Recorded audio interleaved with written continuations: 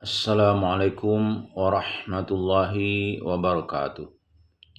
Alhamdulillahirabbil alamin. Nahmadu wa nasta'inuhu wa nastaghfiruh. Wa na'udzu billahi min syururi anfusina wa min sayyiati a'malina. May yahdihillahu fala mudhillalah wa may yudlil falan tajida lahu waliyyan mursyida. Asyhadu an la ilaha illallah wa asyhadu anna Muhammadan 'abduhu wa rasuluhu la nabiyya ba'd. Allahumma shalli wa sallim ala hadzal nabiyil karim Muhammadin sallallahu alaihi wasallam la nabiyya ba'd. Bapak-bapak, ibu yang berbahagia, serta generasi muda yang saya hormati, baiklah pada kesempatan yang berbahagia ini kita akan membacakan hadis arba'in yang ke-34 dengan judul Kewajiban Merubah Kemungkaran. Baiklah kita bacakan matanya. Bismillahirrahmanirrahim.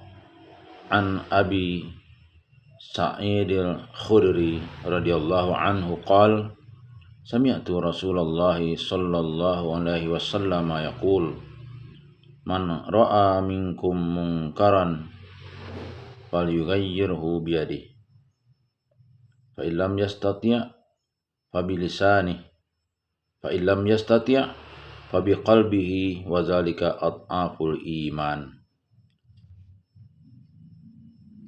Dari Abu Sa'id al-Khudri radhiyallahu an berkata, aku mendengar Rasulullah sallallahu alaihi wasallam bersabda, barang siapa melihat kemungkaran, hendaklah merubah dengan tangannya. Jika tidak mampu, maka dengan lisannya. Jika tidak mampu, maka dengan hatinya. Dan yang demikian itu tingkatan iman yang paling lemah. Hadis ini diriwayatkan oleh Muslim dalam kitab Al-Iman, bab bayanu kaunin nahyi anil munkar minal liman. Wa annal liman yazidu wa yanqus wa annal amra bil ma'ruf wan nahya anil munkar wajiban. Nomor 49. Penjelasan kata dalam hadis. Minkum maksudnya sebagian dari kaum muslimin yang sudah mukallaf. Ungkapan ini memang ditujukan untuk segenap umat Islam. Kemungkaran yaitu meninggalkan kewajiban atau melakukan perbuatan yang dilarang, sekecil apapun perbuatan itu. Fal yughayyirhu maksudnya hapus, hilangkan dan ubahlah menjadi ketaatan.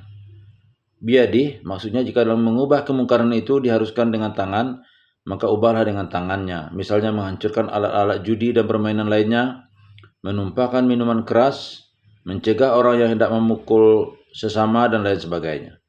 Fabil lisani maksudnya adalah merubah kemungkaran dengan ucapannya. Misalnya dengan teriak, meminta bantuan kepada orang lain, memerintah, mengecam, mengingatkan pada Allah dan siksaannya yang pedih. Fabi qalbi dengan hatinya, yaitu dengan cara membenci kemungkaran. Ad'aful iman artinya merubah kemungkaran dengan hati ini adalah yang paling sedikit sekali hasilnya, karena ia muncul dari keimanan yang paling lemah. B. Pemahaman atau pelajaran dalam hadis. 1. Berkaitan dengan hadis di atas, Imam Muslim meriwayatkan dari Tariq bin Syihab bahwa orang yang pertama kali mendahulukan khutbah pada hari raya adalah Marwan. Seorang laki-laki mengingatkannya. Khutbah dilakukan setelah sholat. Marwan menjawab, yang demikian itu telah ditinggalkan. Abu Sa'id berkata, laki-laki ini telah melakukan tugasnya dalam usaha menyingkirkan kemungkaran. Aku pernah mendengar Rasulullah sallallahu alaihi wasallam bersabda, barang siapa yang melihat kemungkaran. Disebutkan juga dalam Bukhari dan Muslim bahwa Abu Sa'id radhiyallahu an telah menarik lengan Marwan. Bisa jadi setelah Marwan tidak mau menurut pada laki-laki yang mengingatkannya, maka Abu Sa'id marah dan menariknya. 2. Telah datang yang hak dan yang batil. Keduanya selalu berpasangan sejak adanya manusia di muka bumi. Setiap kali cahaya kebenaran mulai redup, Allah mengirimkan orang-orang yang mau menyalakan cahaya tersebut hingga pengikut kebatilan tidak bisa berkutik. Namun setiap kali pengikut kebatilan mendapat celah, mereka segera bergerak untuk membuat kerusakan di bumi. Ini adalah beban dan tanggung jawab yang berat bagi orang-orang yang hatinya terdapat cahaya keimanan. Semuanya akan bergerak untuk menghancurkan kebatilan, kecuali mereka tidak punya iman, rela dengan kehidupan dunia dan siksa di akhirat.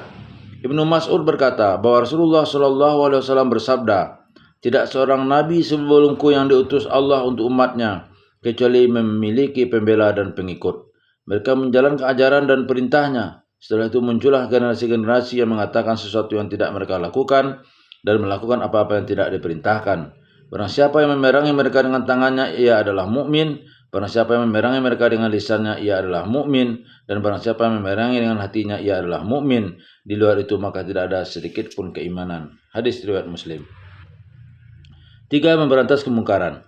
Semua ulama sepakat bahwa memberantas kemungkaran hukumnya wajib. Karena setiap muslim wajib memberantas kemungkaran yang ada sesuai dengan kemampuan masing-masing, baik dengan tangan, lisan, atau hatinya. A. Memberantas kemungkaran dengan hati.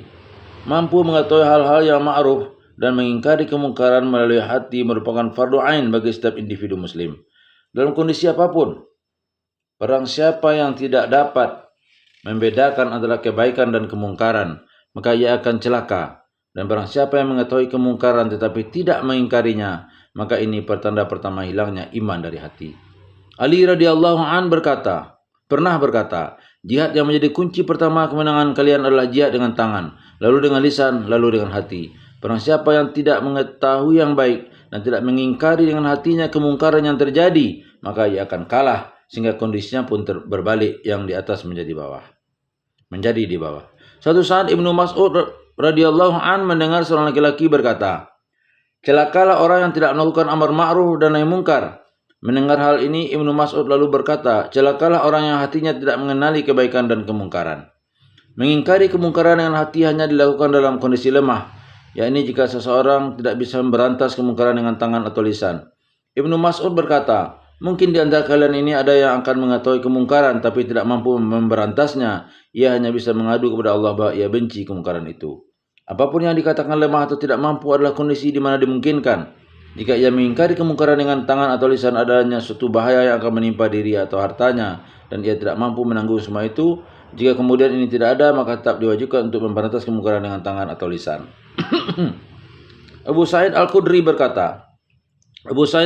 radhiyallahu anhu berkata, bahwa Rasulullah SAW bersabda, pada hari kiamat Allah akan bertanya kepada seseorang, apa yang menghalangimu untuk memberantas kemungkaran yang kamu lihat? Lalu Allah mengajarkan jawabannya, ya Rabb, saya mengharapkan pengampunanmu dan saya takut musibah yang akan menimpaku atau hartaku. Hadis riwayat Ahmad dan Ibnu Majah. Meridai perbuatan dosa adalah dosa besar.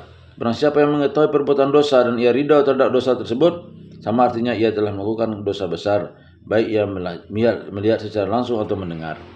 Al-Urs bin Umair radhiyallahu an berkata, Rasulullah SAW bersabda, jika suatu kemaksiatan dilakukan di muka bumi, maka orang yang melihat tapi membencinya seperti orang yang tidak mengetahuinya.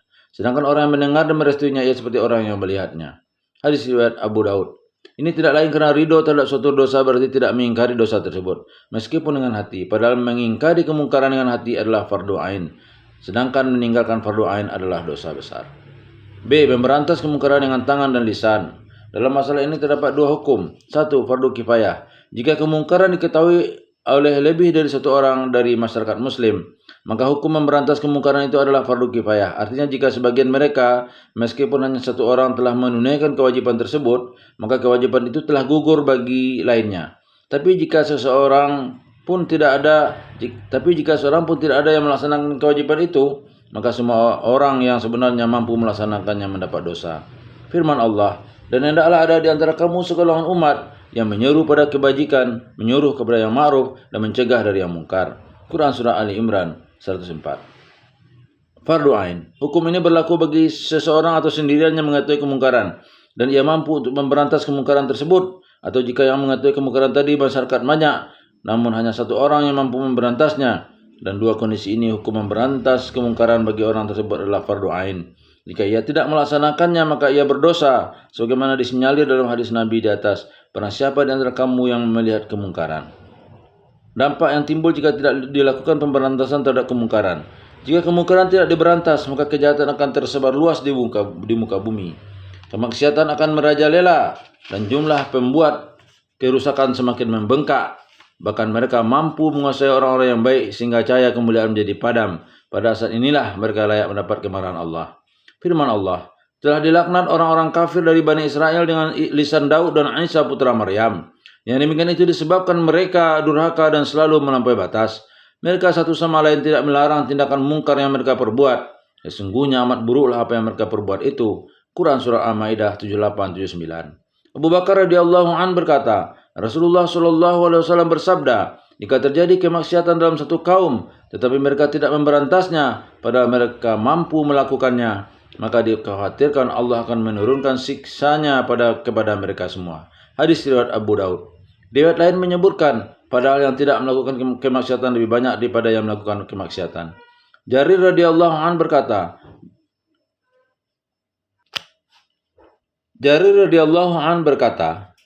bahwa Rasulullah Shallallahu alaihi wasallam bersabda, jika suatu kaum mengetahui kemaksiatan tetapi mereka tidak memberantasnya, padahal mereka mampu melakukannya, maka Allah akan menimpakan azab kepada mereka sebelum mereka meninggal. Hadis riwayat Abu Daud. Riwayat Ahmad menyebutkan, padahal yang tidak melakukan kemaksiatan lebih berwibawa dan lebih banyak jumlahnya daripada yang melakukan kemaksiatan. Adi bin Umair radhiyallahu an berkata, Rasulullah Shallallahu alaihi wasallam bersabda, sesungguhnya Allah tidak mengazab manusia secara umum hanya karena perbuatan maksiat dari orang-orang tertentu, kecuali mereka mengetahui kemaksiatan itu, namun tidak mau memberantasnya, padahal mereka sebenarnya mampu. Jika mereka melakukan seperti itu, maka Allah akan mengazab semuanya yang tidak melakukan dan yang melakukan. Hadis riwayat Abu Daud. Di riwayat lain menyebutkan, akan tetapi manakala kemungkaran dilakukan secara terang-terangan, maka mereka semua pantas mendapat azab. Rasulullah SAW juga mengilustrasikan amar ma'ruf nahi mungkar dengan orang yang naik kapal. Perumpamaan orang yang melakukan amar ma'ruf dan nahi mungkar dan orang yang melakukan kemungkaran adalah seumpama satu kaum yang berbagi tempat di sebuah kapal. Sebagian penumpang mendapatkan tempat di lantai atas dan sebagian lain mendapatkan tempat di lantai bawah. Ketika penumpang lantai bawah membutuhkan air, mereka harus melewati penumpang di lantai atas. Maka mereka berkata, kita lubangi saja dinding lantai bawah, tanpa harus mengganggu penumpang atas. Jika mereka dibiarkan melakukan rencana ini, maka semua penumpang akan tenggelam. Sebaliknya jika mereka dicegah, maka semua penumpang akan selamat. Hadis riwayat Bukhari. Ilustrasi ini menggambarkan bahwa setiap kemungkaran yang dilakukan seseorang dalam masyarakatnya sebenarnya merupakan bahaya yang dapat mengancam keselamatan semua masyarakat. 5. Pemahaman yang harus dirubah. Ada sebagian masyarakat yang mempunyai pemahaman salah terhadap amar ma'ruf nahi mungkar. Ketika mereka tidak mampu atau tidak mau melaksanakan amar ma'ruf nahi mungkar, mereka berdalih dengan ayat berikut. Hai orang-orang yang beriman, jagalah dirimu. Orang yang sesat itu tidak akan memberi mudarat kepadamu apabila kamu telah mendapat petunjuk. Quran Surah Al-Maidah 105. Padahal ayat ini justru sebuah isyarat untuk melaksanakan nahi mungkar, sebagaimana yang dinyatakan oleh Abu Bakar ketika melihat fenomena penyimpangan tersebut. Abu Bakar radhiyallahu an berkata, wahai manusia, sesungguhnya kalian membaca ayat ini dan menempatkan bukan pada tempatnya. Padahal kami telah mendengar Rasulullah Shallallahu alaihi wasallam bersabda, jika manusia mengetahui kezaliman dan tidak memberantasnya, maka Allah akan menimpakan azab kepada mereka. Hadis riwayat Abu Daud. Imam Nawawi berkata, yang benar dalam memahami ayat ini adalah, sesungguhnya jika kalian menunaikan apa yang telah diwajibkan, maka orang-orang yang tidak mau menunaikannya tidak akan mencelakakan kalian. Ini senada dengan firman Allah, dan orang yang berdosa tidak dapat memikul dosa orang lain. Quran Surah Al-An'am 164. Jika demikian, maka yang diwajibkan adalah amar ma'ruf nahi mungkar. Jika ia melakukan amar ma'ruf nahi mungkar, namun orang yang melakukan kemungkaran tidak mau mendengar, maka ia telah terlepas dari tanggung jawab melakukan kewajiban tersebut. Karena yang diwajibkan hanyalah amar ma'ruf nahi mungkar dan bukan keberhasilan dalam melaksanakan kewajiban itu. Wallahu a'lam.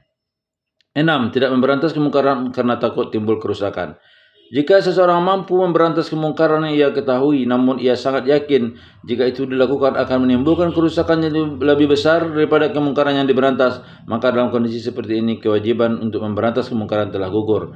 Sebagai refleksi dari kaidah fikih yang menyatakan memilih mudarat yang lebih ringan dari dua mudarat yang ada. Namun perlu diingat, bahwasanya yang dapat menggugurkan kewajiban adalah dugaan yang mendekati kepastian, bukan sekedar dugaan yang tidak berdasar, yang terkadang dipakai sebagai dalih sebagai orang untuk melepaskan tanggung jawab nahi mungkar. 7. Amar ma'ruf dan nahi mungkar terhadap orang yang diyakini tidak akan menerimanya. Para ulama berpendapat bahwa melaksanakan amar ma'ruf nahi mungkar kepada orang yang diyakini tidak akan menerima adalah wajib, karena kewajibannya hanyalah menyampaikan, sedang menerima atau tidak bukanlah menjadi tanggung jawab kita. Firman Allah, maka berilah peringatan, karena sesungguhnya kamu adalah orang-orang yang memberi peringatan. Quran Surah Al-Ghasyiyah 21. Kewajibanmu tidak lain hanyalah menyampaikan risalah. Quran Surah Asy-Syura 48. Dan tetaplah memberi peringatan, karena sesungguhnya peringatan itu bermanfaat bagi orang-orang yang beriman.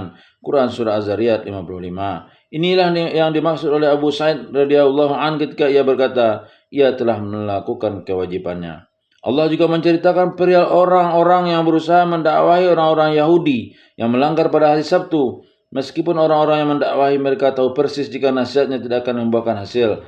Mengapa kamu menasihati kaum yang Allah akan membinasakan mereka atau mengazab dengan azab yang amat keras, agar kami mempunyai alasan berlepas tanggung jawab kepada Rabb-Mu dan supaya mereka bertakwa. Quran Surah Al-A'raf 164. Semua ini bantahannya sangat jelas terhadap orang-orang yang pengecut yang tidak mau melaksanakan amar ma'ruf nahi munkar dan bahkan berusaha menghalangi orang lain untuk menunaikannya dengan seolah mengatakan, mengapa kalian berusaha payah? Biarkan saja, karena ucapan kalian tidak akan berguna sama sekali. Bahkan mungkin juga argumen dengan ayat berikut, sesungguhnya kamu tidak akan dapat memberi petunjuk kepada orang yang kamu kasihi. Quran Surah Al-Qasas 56. Mereka melupakan bahwa ayat ini diturunkan berkaitan dengan Abu Talib. Rasulullah SAW tidak henti-hentinya mendakwahinya hingga menjelang wafatnya. Kemudian pamannya wafat dalam keadaan musyrik. Lalu turunlah ayat ini untuk menghibur kesedihan Nabi terhadap pamannya, bahwa ia tidak bisa memberikan hidayah di hati orang yang paling dicintainya sekalipun. Ayat ini sama sekali tidak melarang Nabi SAW untuk melaksanakan amar ma'ruf nahi munkar kepada orang yang tidak mau menerima seruan kebaikan. Firman Allah, dan sesungguhnya kamu benar-benar memberi petunjuk kepada jalan yang lurus. Quran Surah Asy-Syura 52. Maka sampaikanlah olehmu secara terang-terangan segala yang diperintahkan. Quran Surah Al-Hijr 94. 8. Ucapkan kebenaran tanpa keraguan. Seorang muslim dituntut untuk melaksanakan amar ma'ruf nahi munkar tanpa harus memandang siapa yang ia hadapi, siapapun dan apapun jabatannya, juga tidak peduli terhadap cercaan dan ancaman yang ia terima, baik terhadap dirinya, keluarganya maupun hartanya. Selama ancaman tersebut masih bisa ditanggungnya dengan tetap memperhatikan metode dakwah yang baik dan benar. Abu Sa'id radhiyallahu an berkata bahwa Rasulullah SAW bersabda, janganlah seseorang terhalang oleh kehebatan seseorang untuk mengatakan al-haq jika ia mengetahuinya. Setelah itu Abu Sa'id radhiyallahu an menangis dan berkata, demi Allah, kita menyaksikan banyak kemungkaran namun kami takut. Hadis riwayat Tirmizi.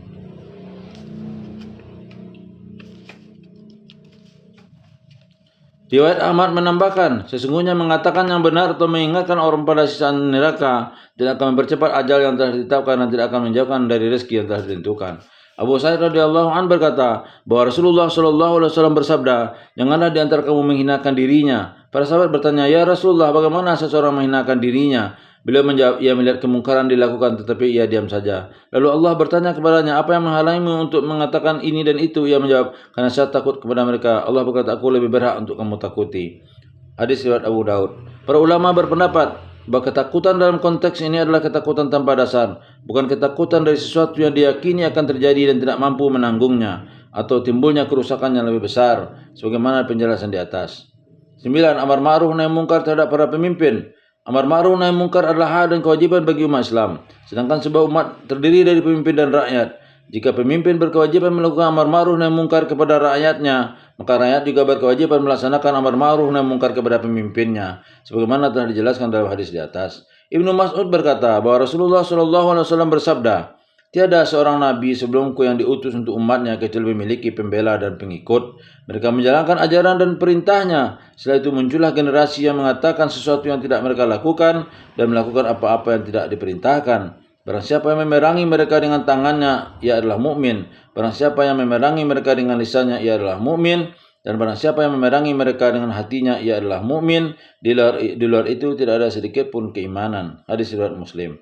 Sa'id bin Jubair radhiyallahu an menceritakan bahwa dirinya berkata kepada Ibnu Abbas radhiyallahu an, apakah saya harus melakukan amar ma'ruf kepada penguasa? Ibnu Abbas berkata, jika kamu khawatir akan dibunuh maka tidak wajib. Sa'id bin Jubair pun mengulangi pertanyaannya hingga 3 kali. Jawaban yang diterima pun sama. Ibnu Abbas menambahkan, jika kamu harus melakukannya maka sebaiknya antara kamu dan dia saja. Imam Tawus menyebutkan bahwa seorang laki-laki bertanya kepada Ibnu Abbas radhiyallahu an, tidakkah saya harus melakukan amar ma'ruf dan nahi munkar kepada sultan? Ibnu Abbas radhiyallahu an menjawab, jangan bikin kekacauan. Dia berkata, apa pendapatmu jika ia menyuruhku melakukan maksiat? Ibnu Abbas menjawab, jika itu yang kamu maksud, maka jadilah seorang laki-laki. Imam Haramain berkata, jika seorang penguasa berlaku zalim, sementara nasihat tidak bisa menghentikannya, maka majelis syuro bisa menurunkannya dari jabatannya. Imam Nawawi menambahkan, cara ini bisa dilakukan manakala tidak dikhawatirkan akan timbul kerusakan yang lebih besar. Sesaat setelah dibaiat menjadi khalifah, Abu Bakar radhiyallahu an berkhutbah, saya menjadi pemimpin kalian dan saya bukanlah orang yang terbaik di antara kalian. Jika saya benar, maka bantulah saya, dan jika salah, maka luruskanlah. Taatilah aku selama aku menaati Allah. Namun jika saya maksiat, maka tiada ketaatan bagi kalian. Hal senada juga dilakukan Umar bin Khattab radhiyallahu an. Suatu ketika seseorang yang berkata dengan nada yang amat keras, bertakwalah kamu kepada Allah, wahai Umar. Orang-orang yang ada di sekeliling Umar berspontan berkata, pelankan suaramu di depan Amirul Mukminin. Akan tetapi Umar justru menjawab, tidak ada kebaikan sama sekali jika kalian tidak mengatakannya atau nasihat, dan tidak ada kebaikan sama sekali juga bagi kami jika kami tidak menerimanya. Semoga para pemimpin umat Islam mendapat taufik dan hidayah untuk mendapat mencontoh generasi terdahulu mereka. 10. Saling menasihati dan bukan membuat kekacauan. Dalam memberantas kemungkaran, tidak semestinya menggunakan pedang dan berbagai senjata lainnya hingga menimbulkan pertumpahan darah. Yang dituntut sebenarnya adalah saling memberi nasihat, dan inilah yang sebenarnya inti ajaran agama, sebagaimana yang telah disabdakan Rasulullah SAW. Agama itu nasihat. Kami bertanya, bagi siapa? Beliau bersabda, bagi Allah, kitabnya, Rasulnya, dan para pemimpin muslim, kaum muslimin pada umumnya. Hadis riwayat Muslim. Adapun nasihat terhadap kitab-kitab Allah adalah dengan mengamalkannya. Nasihat terhadap Rasul-Rasul Allah adalah dengan komitmen terhadap sunnahnya. Sedangkan nasihat terhadap orang-orang muslim, baik penguasa maupun rakyat, adalah dengan saling melaksanakan amar ma'ruf nahi munkar. Firman Allah, dan orang-orang yang beriman laki-laki dan perempuan, sebagian mereka adalah menjadi penolong bagi sebagian yang lain. Mereka menyuruh mengerjakan yang ma'ruf, mencegah dari yang mungkar, mendirikan solat, menunaikan zakat, dan mereka taat kepada Allah dan Rasulnya. Mereka itu akan diberi rahmat oleh Allah. Sesungguhnya Allah Maha Perkasa lagi Maha Bijaksana. Quran Surah At-Taubah 71.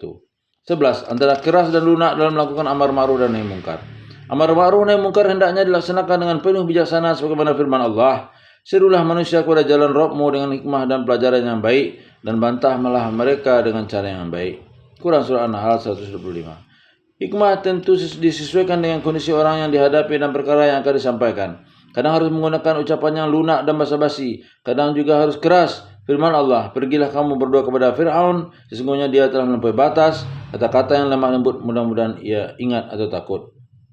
Quran Surat Tohat 43-44. Hadis Nabi, jihadlah berlawan orang kafir dan orang munafik itu, dan bersikap keraslah terhadap mereka. Quran Surah At-Taubah 73. Maka sampaikanlah segala apa yang diperintahkan. Quran Surah Al-Hijr 94. Karena itulah orang-orang yang melakukan amar ma'ruf nahi munkar harus memiliki sifat-sifat tertentu. Di antaranya yang terpenting adalah lemah lembut, adil, dan berilmu. Sufyan As-Tsauri berkata, tidak layak melakukan amar ma'ruf nahi munkar kecuali orang yang memiliki 3 sifat: lembut terhadap apa yang ia perintahkan dan terhadap apa yang dia larang, dan memahami apa yang diperintahkan dan apa yang ia larang. Imam Ahmad berkata, manusia perlu kelembutan, karena itu amar ma'ruf nahi munkar pun harus dilakukan dengan lembut, kecuali terhadap orang-orang sengaja menampakkan kemungkarannya, mereka tidak ada kelembutan kepadanya. Ahmad berkata, menyuruh dengan lembut dan tidak angkuh, jika tidak mendapatkan sambutan yang tidak mengenakan hati, tidak marah. Disebutkan bahwa jika melewati hal-hal yang dibenci, teman-teman Ibnu Mas'ud mengingatkan agar tidak gegabah. 12. Sabar dalam melaksanakan amar ma'ruf nahi munkar. Ibnu Subrumah berkata, amar ma'ruf nahi munkar itu seperti jihad. Satu orang bisa bersabar ketika berhadapan dengan 2 orang, ia tidak boleh melarikan diri. Tetapi jika dihadapi lebih dari 2 orang, ada keringanan baginya. Jika ia bisa menanggung derita yang didapat, itu lebih baik. Ungkapan senada juga dinyatakan oleh Imam Ahmad. Allah berfirman, dan suruhlah manusia mengerjakan yang baik, dan cegahlah mereka dari perbuatan yang mungkar, dan bersabarlah terhadap apa yang menimpa kamu. Quran Surat Luqman 17. Jika yang ditakuti adalah cercaan atau kata-kata yang menyakitkan, maka kewajiban amar ma'ruf nahi munkar masih tetap berlaku. 13. Kemuliaan bukan hinaan. Kesulitan dan segala risiko yang dialami di jalan dakwah bukanlah kehinaan, tapi kemuliaan. Bahkan kematian di jalan dakwah adalah kesyahidan yang paling mulia. Imam Ahmad ditanya, tidakkah Nabi pernah bersabda, seorang muslim tidak boleh menghinakan diri, yakni mencari risiko yang tidak sanggup ditanggungnya? Beliau menjawab, permasalahan berbeda. Artinya bahwa yang dimaksud Nabi adalah manakala ia merasa bahwa ia tidak mampu menanggung risiko yang akan dialami, sedangkan yang dibicarakan adalah seorang yang yakin bahwa dia tidak bisa menanggung risiko yang akan dialami. Abu Sa'id radhiyallahu an berkata bahwa Rasulullah SAW bersabda, jihad yang paling mulia adalah mengatakan kebenaran di hadapan pemimpin yang zalim. Hadis riwayat Abu Daud, Tirmizi, dan Ibnu Majah. Jabir bin Abdullah radhiyallahu an berkata, bahwa Rasulullah Shallallahu Alaihi Wasallam bersabda, penghulu para Said adalah Hamzah bin Abdul Muttalib, dan orang-orang yang mendatangi pemimpin yang zalim, menyuruhnya kepada yang ma'ruf dan mencegahnya dari yang mungkar, lalu ia dibunuh. Abi Ubaidillah ibnu Jarrah radhiyallahu an meriwayatkan bahwa ia bertanya kepada Rasulullah Shallallahu Alaihi Wasallam, ya Rasulullah, mati Said yang bagaimanakah yang paling tinggi derajatnya? Rasulullah menjawab, seseorang yang berdiri di hadapan pemimpin yang zalim, menyuruhnya kepada yang ma'ruf dan mencegahnya dari yang mungkar, lalu ia dibunuh. Hadis riwayat Al-Bazzar. 14. Nahi mungkar hanya boleh dilakukan terhadap kemungkaran yang tampak. Seorang muslim diwajibkan memberantas kemungkaran jika kemungkaran tersebut jelas adanya dan ia sendiri menyaksikan dalilnya adalah hadis Nabi. Barang siapa di antara kalian melihat kemungkaran, karenanya jika seseorang ragu-ragu terhadap keberadaan kemungkaran, maka ia tidak boleh memata-matai.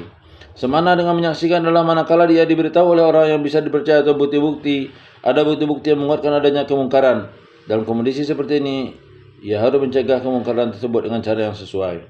Dalam hal ini, bolehkah melakukan pengintaian atau bahkan masuk rumah orang tanpa izin? Tergantung perkaranya. Jika kemungkaran yang terjadi dalam sebuah rumah tempat tertutup perlu dicegah segera, seperti zina dan pembunuhan, maka dibolehkan. Bahkan boleh melakukan pengintaian terhadap tempat-tempat yang diduga kuat menjadi sarang kemungkaran seperti ini, agar masyarakat terbebas dari kehinaan. Seseorang yang mengadu kepada Ibnu Mas'ud, janggut sepuan basah oleh kamar, ia menjawab, Allah melarang kita untuk melakukan pengintaian.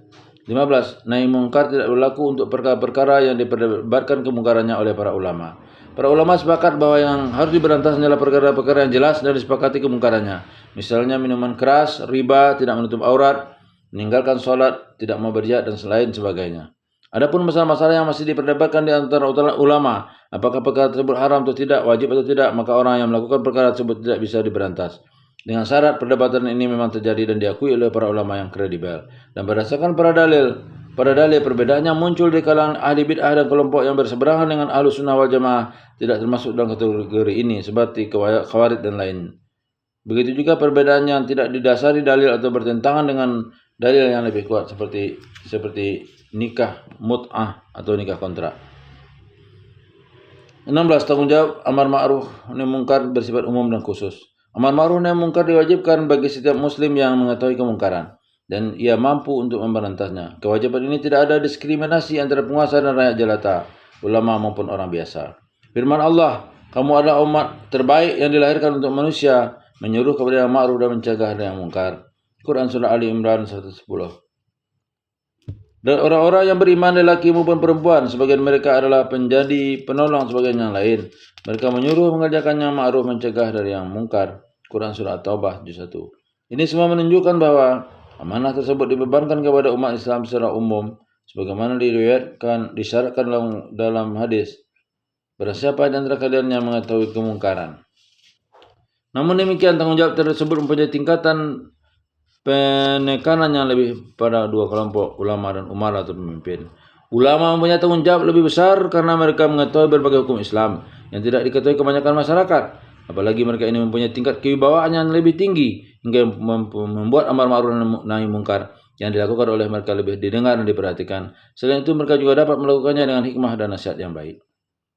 Firman Allah, Allah akan meninggikan orang-orang yang beriman di antaramu dan orang-orang yang berilmu pengetahuan beberapa derajat. Quran Surah Al-Mujadilah 11. Alangkah bahayanya jika para ulama mengabaikan amanah yang dibebankan Allah di atas pundaknya ini. Ibnu Mas'ud radhiyallahu an berkata bahwa Rasulullah Shallallahu Alaihi Wasallam bersabda, ketika Bani Israel bergelimang dengan kemaksiatan, ulama mereka melarang, namun mereka tidak merespon. Para ulama lalu ikut duduk bersama mereka, makan bersama, minum bersama, maka Allah menutup hati mereka dan melaknat mereka melalui lisan Daud dan Isa putra Maryam. Yang demikian itu disebabkan mereka durhaka dan selalu melampaui batas. Rasulullah Shallallahu Alaihi Wasallam yang saat itu berdiri lalu duduk dan bersabda, demi zat yang jiwaku berada di tangannya, mestinya mereka terus mengajak kaum itu hingga mau menerima kebenaran. Hadis riwayat Abu Daud dan Tirmizi. Tanggung jawab para pemimpin lebih besar. Bahaya yang ditimbulkan jika mereka tidak mau melaksanakan amar ma'ruf nahi munkar juga lebih besar karena pemimpin mempunyai kekuasaan. Mereka memiliki kemampuan untuk menerapkan apa yang diperintahkan dan apa yang dilarang. Bahkan bisa memaksa masyarakat untuk melaksanakan setiap perintah. Mereka tidak perlu takut terhadap penolakan masyarakat karena mereka memiliki kekuatan dan senjata yang cukup. Rasulullah SAW bersabda, orang yang takut kepada penguasa lebih banyak daripada mereka yang takut kepada Al-Quran. Disebutkan Ibnu Katsir dalam An-Nihayah. Karena itu jika para pemimpin tidak mau melaksanakan amar ma'ruf nahi mungkar, maka ahli maksiat semakin merajalela dalam menyebarkan kemaksiatan tanpa mengindahkan hukum Islam sama sekali. Karena itulah sifat yang harus dimiliki seorang pemimpin yang layak mendapat dukungan dari Allah adalah mau menegakkan amar ma'ruf nahi mungkar. Allah berfirman, sesungguhnya Allah pasti menolong orang-orang yang menolong agamanya. Sesungguhnya Allah benar-benar maha kuat lagi maha perkasa. Yaitu orang-orang yang jika kami teguhkan kedudukan mereka di muka bumi, niscaya mereka mendirikan sholat, menunaikan zakat, menyuruh berbuat ma'ruf dan mencegah dari perbuatan yang mungkar, dan kepada Allah lah kembali ke segala urusan. Quran Surah Al-Hajj ayat 40-41. Dengan demikian, jika pemimpin mengabaikan amanah yang besar tersebut, maka mereka benar-benar telah mengkhianati amanah yang telah dibebankan Allah di atas pundak mereka dan telah menyia-nyiakan rakyatnya. Yang lebih celaka, bila para pemimpin bergelimang dalam kemaksiatan dan tidak mau mendengarkan orang yang menasihatinya, apalagi jika mereka menghalangi kebaikan dan menyuruh kepada yang mungkar. Mereka inilah yang disebut dalam firman Allah, dan kami jadikan mereka pemimpin yang menyeru manusia ke neraka pada hari kiamat, mereka tidak akan ditolong. Quran Surah Al-Qasas 41. 17. Adab dalam melakukan amar ma'ruf nahi mungkar. Salah satu adab dalam melakukan amar ma'ruf nahi mungkar adalah melaksanakan apa yang ia perintahkan dan menjauhi apa yang ia larang. Dengan demikian akan membawa dampak besar bagi yang ia seru. Bahkan amal perbuatannya juga diterima Allah Subhanahu wa taala dan bukan justru menjadi hujjah yang menjerumuskan dirinya pada hari kiamat. Firman Allah Subhanahu wa taala, hai orang-orang yang beriman, mengapa kamu mengatakan apa yang tidak kamu perbuat? Amat besar kebencian di sisi Allah bahwa kamu mengatakan apa-apa yang tiada kamu kerjakan. Quran Surat As-Saff 23. Usama bin Zaid berkata kepada Rasulullah sallallahu alaihi wasallam,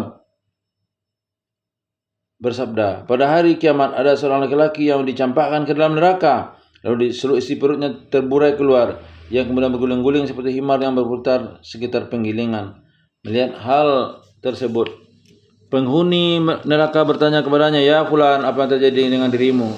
Ia menjawab, memang saya telah melakukan amar ma'ruf, namun saya menyuruh kepada kebaikan, tapi saya sendiri tidak melakukannya. Saya melarang dari kemungkaran, tapi saya sendiri tidak meninggalkannya. Hadis riwayat Bukhari dan Muslim. 18 termasuk bagian dari keimanan. Amar ma'ruf nahi mungkar termasuk bagian dari keimanan. Keutamaan amar ma'ruf nahi mungkar ini berbeda-beda tingkatannya sesuai dengan pelaksanaan amar ma'ruf dan nahi mungkar itu sendiri. Orang yang memberantas kemungkaran dengan tenaganya tentu lebih utama dibandingkan dengan orang yang melakukan dengan lisannya. Orang yang tidak melakukan dengan lisannya lebih utama daripada orang yang melakukan dengan hatinya, sebagaimana disebutkan dalam hadis. Dan yang demikian itu adalah selama iman. Diriwayatkan bahwa beliau juga bersabda, orang mukmin yang kuat lebih baik dan lebih disukai Allah daripada mukmin yang lemah, namun kedua-duanya adalah baik. 19. Niat dalam melakukan amar ma'ruf nahi mungkar. Orang yang melakukan amar ma'ruf nahi mungkar hendaknya hanya mengharap keridhaan Allah Subhanahu wa taala dan dalam rangka merealisasikan perintahnya semata, bukan karena ambisi duniawi. Seorang muslim dalam melaksanakan amar ma'ruf nahi mungkar pada dasarnya hanyalah semata-mata karena sayang terhadap manusia yang berbuat maksiat. Teramat sayang dan berusaha menolong mereka dan dari kemarahan azab Allah karena maksiat yang mereka lakukan. Semua itu dilakukan untuk mengharap pahala dari Allah dan menjaga dirinya dari siksaan neraka jahanam yang akan didapat jika tidak melaksanakan amar ma'ruf nahi mungkar. Jarir Ibnu Abdullah Al-Bajali radhiyallahu an berkata, saya telah membayar Rasulullah sallallahu alaihi wasallam untuk mendirikan salat, menunaikan zakat dan menasihati setiap muslim. Hadis riwayat Bukhari dan Muslim. 20 ubudiyah penghambaan yang sesungguhnya. Boleh jadi yang mendorong untuk melakukan amar ma'ruf nahi mungkar bagi seseorang adalah keimanannya yang mendalam kepada Allah Subhanahu wa taala, bahwa Allah adalah zat yang harus ditaati karena itu dia tidak pantas untuk ditentang. Dia adalah zat yang harus diingat karena dia tidak boleh dilupakan. Semua manusia harus bersyukur kepadanya karena itu tidak boleh seorang pun kufur kepadanya. Dengan keimanannya itu kemudian kemudian berusaha untuk menggiring setiap makhluk untuk meyakini dan mentaati Allah Subhanahu wa taala. Dalam usahanya ini ia akan rela mengobarkan apa saja termasuk sesuatu yang paling berharga yang dimiliki. Anda ia bisa mendapatkan penderitaan ataupun baik marahaya, maka ia akan menerimanya dengan lapang dada. Boleh jadi justru akan minta kepada Allah agar memberikan ampunan dan hidayah kepada yang telah berlaku tidak baik kepadanya. Sikap seperti ini tidak akan bisa tercapai kecuali oleh orang yang telah tertanam dalam jiwanya ubudiyah yang hakiki. Lihatlah Rasulullah sallallahu alaihi wasallam, beliau telah disakiti kaumnya, dipukuli hingga darah beliau mengalir di wajah. Namun beliau hanya berkata, "Ya Allah, ampunilah kaumku karena mereka adalah orang-orang yang tidak tahu." Sebagian salafus salih ada yang berkata, saya mendambakan semua makhluk menaati Allah meskipun dagingku harus dicabik-cabik. Abdullah bin Umar bin Abdul Aziz radhiyallahu an berkata kepada ayahnya, saya mendambakan diriku dan dirimu dibakar di atas api karena membela agama Allah. 21 kesimpulan. Imam Nawawi berkata, ketahuilah masalah ini amar ma'ruf nahi munkar telah dilupakan dalam waktu yang cukup lama. Hanya sebagian orang yang mau melakukannya. Padahal masalah ini adalah masalah yang sangat penting. Ia menjadi tulang punggung sebuah perintah. Jika perbuatan keji merajalela, maka azab akan menimpa semuanya, baik yang soleh maupun yang durhaka. Firman Allah, maka hendaklah orang yang